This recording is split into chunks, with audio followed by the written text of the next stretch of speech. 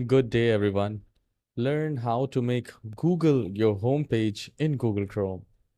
So open your Google Chrome browser, and at the top right corner where you see the three dots right there, click on that and then go to settings.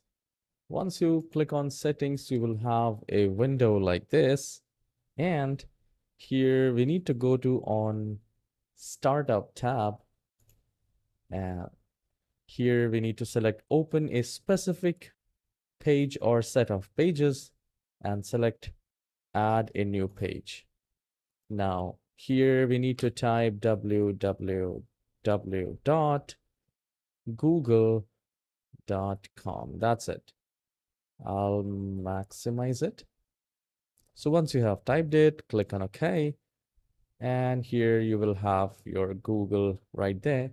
Now, next time when you will open the Google browser, it will open up the Google as homepage. Now, one more added bonus. Let's say if you want to search something from anywhere in the browser or address bar, then also change the search engine.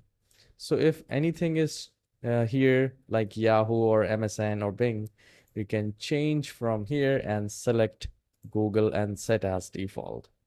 Now I'll close it and I'll open Google Chrome, and this will open up the Google as my home page.